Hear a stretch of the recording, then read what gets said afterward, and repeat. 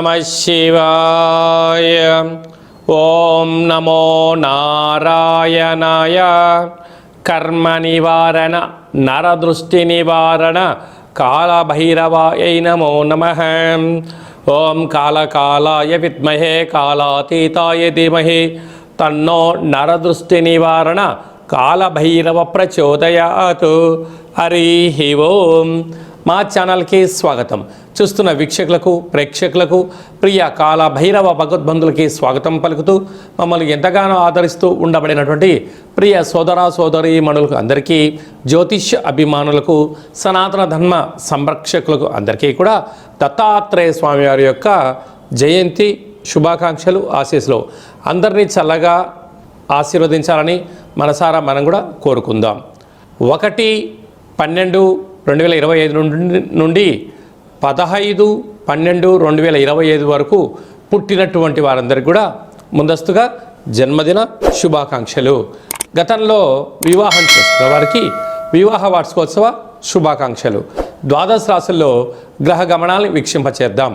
కర్కాటక రాశిలో దేవగురు బృహస్పతి ఉచ్చస్థితిలో సంచార స్థితి, మరియు సింహరాశిలో కేతు సంచార స్థితి, తులారాశిలో బుధ సంచార స్థితి, వృశ్చిక రాశిలో రవి కుజ శుక్ర సంచార స్థితి, కుంభరాశిలో రాహు సంచార స్థితి, మీనరాశిలో శని భగవాను సంచార స్థితితో ద్వాదశ రాశుల్లో గ్రహ గమనాలు ఈ విధంగా ఉన్నాయి. కుంభరాశి వారికి ఒకవైపు ఏలనాటి శని చివరార్ధ సంచార స్థితి జరుగుతూ ఉండగా, రాశిలోనే రాహు భగవానుడు 6వ స్థానంలో రాహు విశేషమైన గురు సంచార స్థితి ఉన్నప్పుడు, గ్రహదోషం అనుకూలంగా లేనప్పుడు గ్రహయోగ్యత పొందుతూ కాళభైరవ స్వామికి స్మరణ, ఎలాంటి దీపం పెట్టడం వలన వీరికి సర్వత్రా అనుకూలించి విజయోత్సవాలు వీరి సొంతం అవుతాయో ఈ వీడియోలో సవివరంగా సంపూర్ణంగా తెలుసుకుందాం. కుంభరాశిలో ఏ నక్షత్రాలు వస్తాయి అనగా, ధనిష్ఠ నక్షత్రంలోని 3వ పాదం, 4వ పాదం, శతభిష నక్షత్రంలోని 4 పాదాలు, పూర్వభాద్ర నక్షత్రంలోని 1, 2, 3 పాదములు కలిపితే కుంభరాశి అవడం జరుగుతుంది. రాశాధిపతి శని భగవానుడు. రాశిలోనే రాహు 2వ స్థానంలో శని సంచార స్థితి ఉండడం వలన వీరి యొక్క ఆలోచన విధి విధానం ఎలా ఉంటుందంటే, ఉప్పెనలా ఒకేసారి డబ్బులు రావాలి, ఇలాగ ఈ డబ్బులలో తీసుకెళ్ళి స్థిరాస్తులు, చరాస్తులు, గృహ భవన నిర్మాణ కార్యక్రమాల్లో పెట్టుబడి పెట్టాలనే కోరిక ఉంటుంది. ఇది మంచిదే.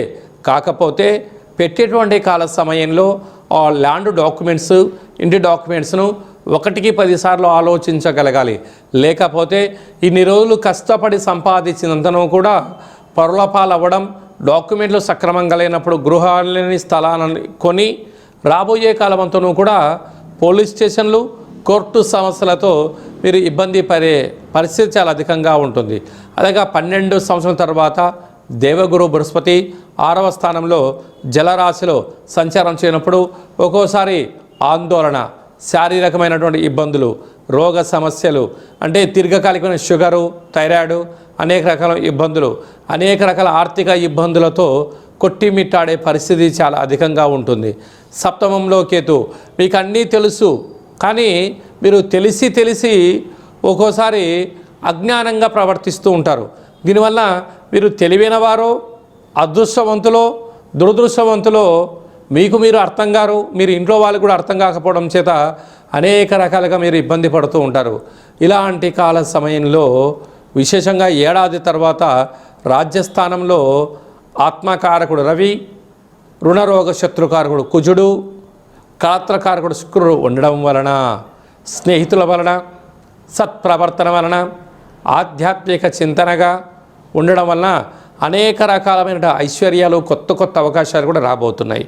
ఇలాంటి కాల సమయంలో కాళభైరవ స్వామివారికి విశేషమైనటువంటిది నల్లటి దీపాన్ని, అంటే మూకుడు దీపాన్ని, అంటే మనం గండా దీపము అంటూ ఉంటాం. అంటే ఒక పాత్రకు, అంటే కుండకు అంత నల్లగా ఏర్పాటు చేసి దీపాన్ని ఏర్పాటు చేయడం, దీన్ని గండా దీపము అంటారు. అంటే పొగచూరినటువంటి నల్లటి ప్రమిదలో, అంటే నల్లగా ఉండబడిన ప్రమిదలో కాళభైరవ స్వామిని స్మరణ, ధ్యానం చేయడం వలన చీకటిలో ఉండబడిన ఒక వ్యక్తి వెలుగు రాగానే ఎంతటి ఆనందంగా ఉంటారో, ఈ కష్టాల కడల నుంచి స్వస్తి పలుకుతూ ఐశ్వర్యానికి స్వాగతం పలుకుతూ ఆనందం పలుకుతూ ఎచ్చోటి మంచి కాలము రాబోతుంది. కనుక కాళభైరవ స్వామివారికి ఆ యొక్క నలుపు వర్ణం కలిగినటువంటి కూష్మాణ దీపాన్ని కానీ నలుపు వర్ణం కలిగిన పాత్ర దీపాన్ని కానీ పెట్టి కుక్కకు కాకికి ఆహారాన్ని ఏర్పాటు చేయగలిగినట్లయితే సకల దోషం తొలగిపోతుంది. రియల్ ఎస్టేట్ వ్యాపారస్తులు, నూనె వ్యాపారస్తులు, ఐరన్ వ్యాపారస్తులు, స్థిరచరాస్తులను ఈ ఉత్పత్తులు క్రయ విక్రయాలు చేసే వారందరికీ ఓపిక చాలా అవసరం అని చెప్పి గుర్తు పెట్టుకోగలగాలి. మనకు డిసెంబర్ నెలలో ప్రథమార్థంలో ముఖ్యమైన పండుగల గురించి క్లుప్తంగా సవివరంగా సంపూర్ణంగా తెలుసుకుందాం. 4వ తారీఖు 12వ నెల 2025 దత్తాత్రేయ స్వామి వారి యొక్క జయంతి కనుక మనమందరము కూడా గురుచరిత్ర పారాయణం చేద్దాం, దత్తాత్రేయ స్వామిని స్మరిద్దాం, ధ్యానిద్దాం, స్వామివారి యొక్క ఆశీస్సులు పొందుదాం. అలాగనే మనకు 12వ తారీఖు 12వ నెల 2025 మార్గశీర్ష మాస విశేషమైన అష్టమి పర్వకాల సమయంలో మనము దక్షిణాదిన కాళభైరవ స్వామి వారి యొక్క జయంతి మహోత్సవ కార్యక్రమాలు చేసుకుంటూ ఉంటాం. కనుక కలియుగ కాలంలో పిలిస్తే పలికే ఏకైక భగవంతుడు, నరదృష్టిని శత్రుదృష్టిని సకల ఈతి బాధలని తొలగింపజేసే ఏకైక శక్తి కాళభైరవ స్వామి వారికి ఉంటుంది.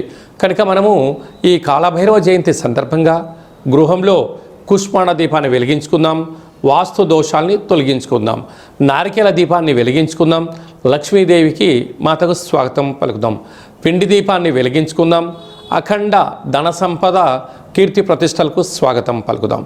ఈ విధంగా మన యొక్క దేవాలయంలో కాళభైరవ స్వామి యొక్క పూజా మహోత్సవ కార్యక్రమం జరుగుతున్నాయి. కనుక అందరికీ ఎలాంటి ఇబ్బందులు కలిగించకుండా ఎవరైతే ఏ వృత్తులైతే చేస్తున్నారో వారందరికీ విద్య, ఉద్యోగ, వివాహ, సంతాన, వ్యాపార, అభివృద్ధి అనేక రంగాలలో వారు ఏ రంగాల్లో అయితే ఉంటారో వారందరికీ విజయం సాధించాలని కోరుకుందాం. కనుక ఈ కాళభైరవ జయంతి సందర్భంగా మీ గోత్రనామములను పంపించినట్లయితే మీకు ఇక్కడ పూజా కార్యక్రమం చేయించి మీకు వాట్సాప్ కాల్ ద్వారా వీడియో కాల్ చేయించి చూపించి స్వామివారి యొక్క ఆశీస్సులు మీరు పొంది ఉన్నతమైన జీవితం స్వాగతం పలకడానికి ఏర్పాటు చేయడం జరుగుతుంది. అలాగనే ఇంకనూ మనం విజయం సాధించగలగాలి అన్నట్లయితే ఈ యొక్క పాత్ర కంచు పాత్ర, అందుకే కంచు మోగినట్టు కనకమ్ము మోగదు గదరాసుమతి అని చెప్తూ ఉంటారు. ఈ యొక్క పాత్రలో అనేకమైనటువంటి యంత్రములను అచ్చు వేయడం జరుగుతుంది. ఈ యొక్క పాత్రను మనం ఇంట్లో ఉంచుకొని ఇలా ఒక్కసారి శబ్దం చేస్తే ఓంకార శబ్దం రావడం జరుగుతుంది.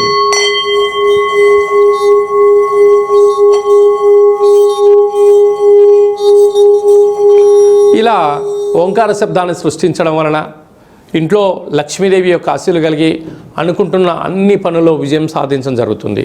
ఈ అక్షయ పాత్రతో పాటు మీకు కాళభైరవ హోమము దిష్టి తీయించి మీకు ఏర్పాటు చేయడం జరుగుతుంది. కనుక మనమందరం కూడా అక్షయ పాత్రను ఇంట్లో ఉంచుకుందాం, అష్ట కష్టాలకు స్వస్తి పలుకుదాం, అష్ట ఐశ్వర్యానికి స్వాగతం పలుకుదామని చెప్పి గమనించాలి. అలాగనే మీ వ్యక్తిగత జాతకం తెలుసుకోవాలనుకుంటున్నారా? మీ పేరు, పుట్టినటువంటి తేదీ, నెల, సంవత్సరం, పుట్టిన సమయం వ్రాసి మీరు వాట్సాప్లో పంపించగలిగినట్లయితే 100 సంవత్సరముల జాతకాన్ని వ్రాసి పంపించి సవివరంగా సంపూర్ణంగా మీకు తెలియజేయడం జరుగుతుంది. మీరు పుట్టినప్పుడు గ్రహ గమనాలు ఎలా ఉన్నాయి, ప్రస్తుతం ఎలా ఉంటున్నాయి, రాబోయే కాలం ఎలా ఉండబోతున్నాయో కూడా తెలియజేయడం జరుగుతుందని చెప్పి కూడా గమనించాలి.